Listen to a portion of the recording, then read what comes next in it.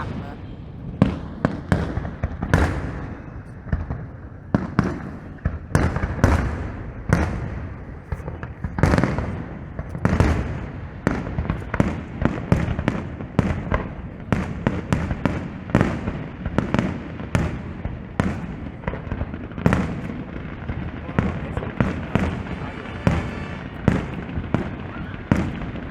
Đại Liên.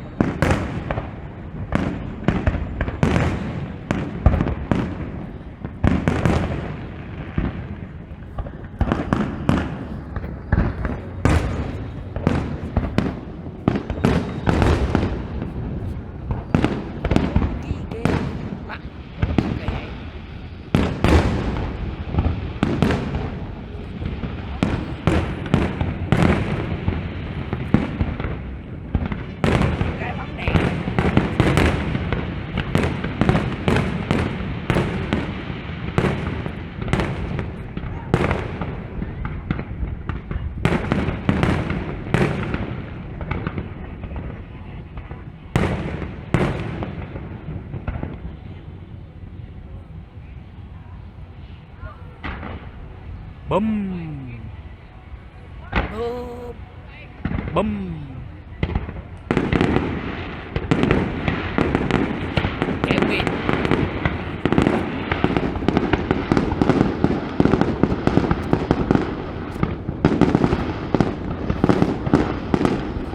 Xô mình thói. Chiều gió. Khói không à.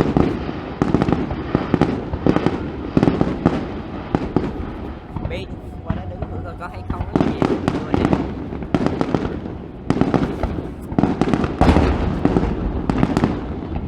Trời, khói bay về hướng mình mới ghê. Khói bay về hướng mình mới ghê.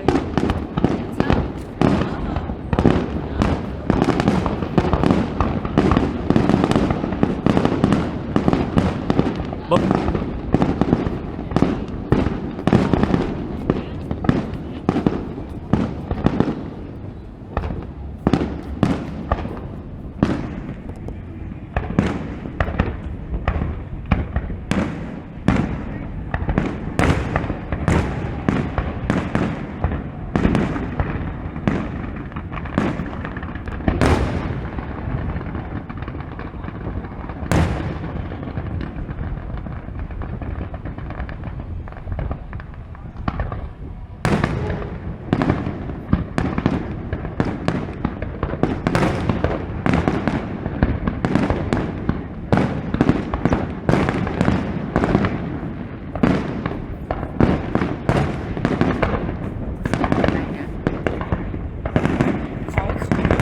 Biết mà.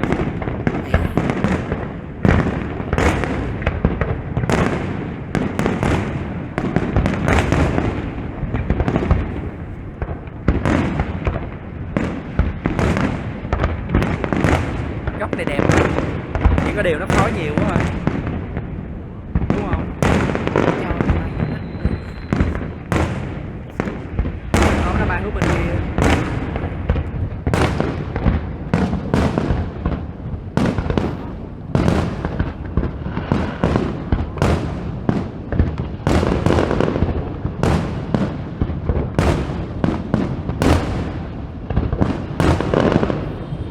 Bắn mà vừa được coi gần nữa. Khỏi chen ra ngoài đường.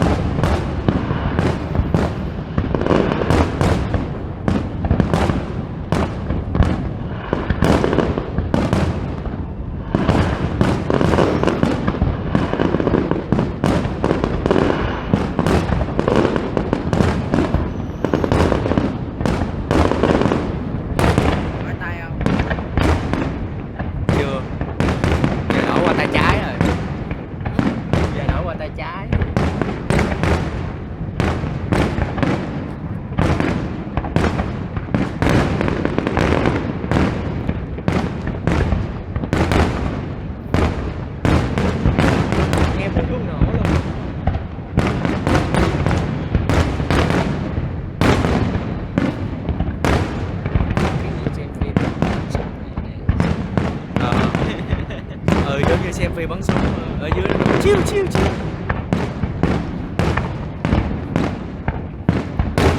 Ở bên nó đang bắn lộn.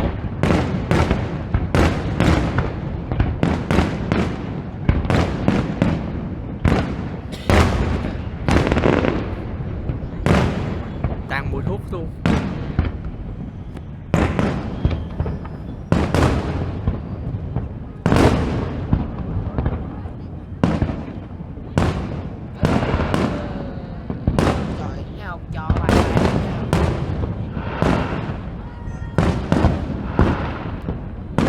Chính xác là nó bay thẳng vô mặt của mình.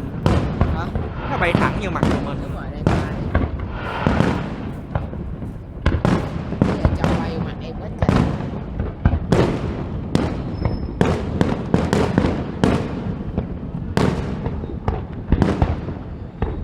Ngôi sao kìa. Nước kìa. Trái tim kìa. Ngôi sao kìa. Nước kìa.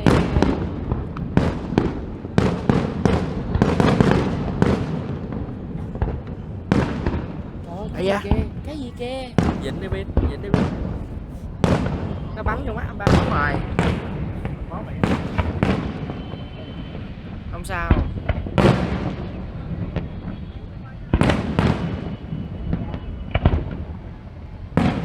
Biết vậy đang cái kiến. Cái kiến bảo hiểm đó. Biết cái kiến bảo hiểm không? Nó bay qua tới nhà mình luôn hả? Ừ, nó bay bắn ngay chứ tay cái bên nè. Ghê thật, chúng ta đứng xa ra. Bắn tới nhà mình luôn. Đau vãi. Như kiến cắn. Vô mắt A3 rồi nè, kiến cắn. Tí về mắt sưng dù.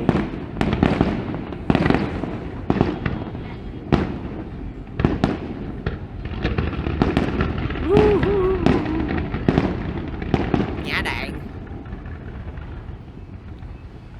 Ở bắn qua đây. Chịu gió rồi.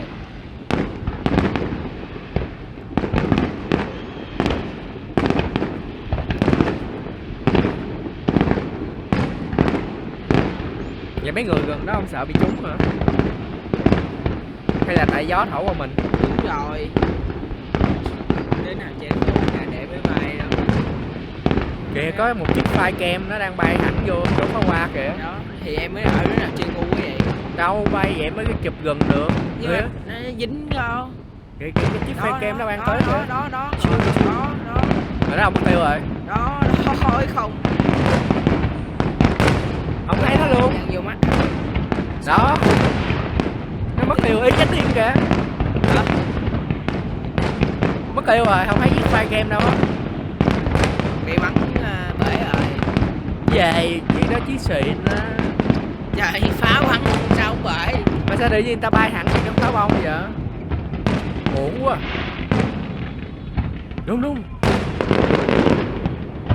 Còn 5 phút nữa.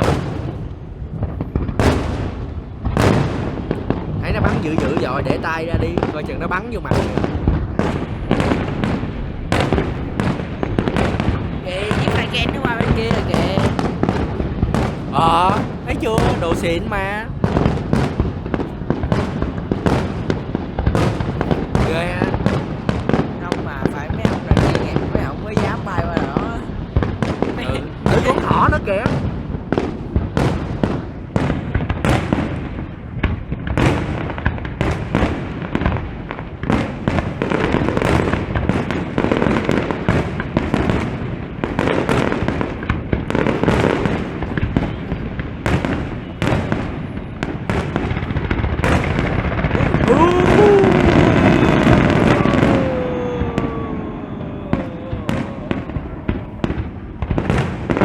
Đó, con thỏ này hả?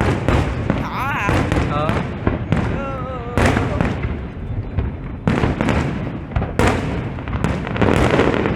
Cái tiền.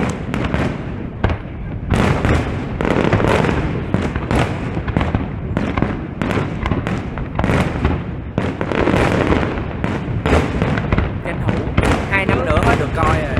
Hả? 2 năm nữa là hết được coi rồi.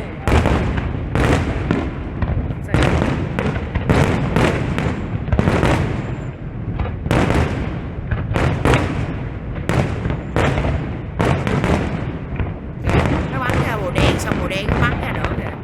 Cái màu đỏ á. Chắc pháo đôi.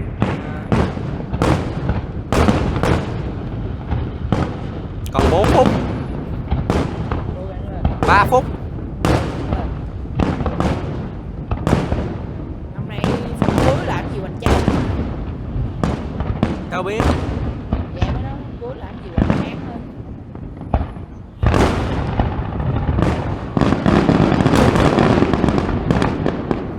Gió đổi chiều rồi. Đỡ ghê á. Nãy giờ bắn vô mặt không à.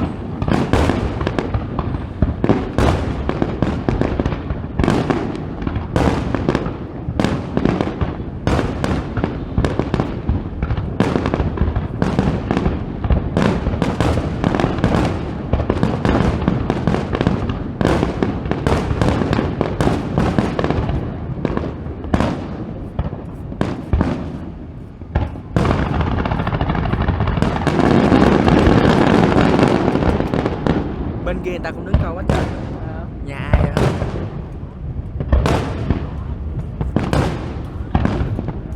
Gì mà có nghe sèn sèn vậy?